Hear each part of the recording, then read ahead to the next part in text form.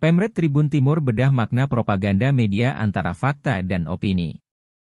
Pemimpin redaksi Tribun-Timur.com Nur Tamzil Tahir membongkar makna terkait isu media propaganda dalam seminar dan workshop nasional di Gedung Pinisi, Kampus UNM, Jalan Urip Sumoharjo.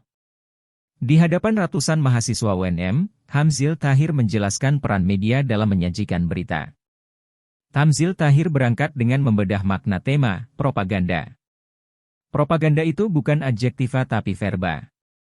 Adjektiva itu sifat dan verba kata kerja, kata Tamzil Tahir. Untuk melepas anggapan propaganda, media hadir dengan memuat fakta. Penggunaan kalimat pun berdasar pada pemilihan kata kerja dibandingkan kata sifat.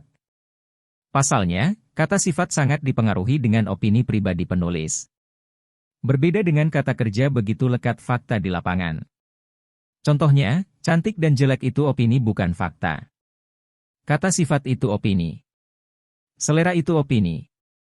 Sedangkan faktanya, dia memiliki alis panjang misalkan, lanjutnya. Penyajian tulisan berbasis fakta inilah melepas anggapan propaganda. Sebab, media menyajikan tulisan berdasarkan fakta lengkap.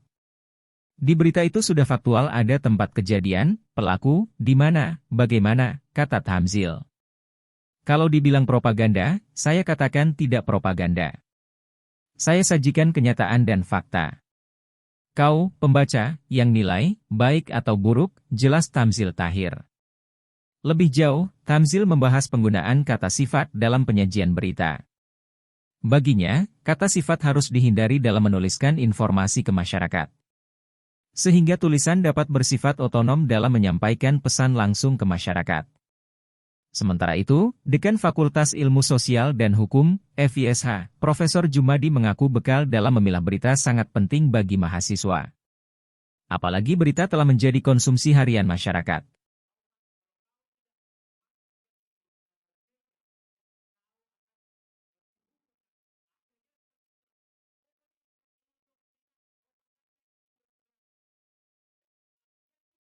Download Tribun X sekarang, menghadirkan lokal menjadi Indonesia.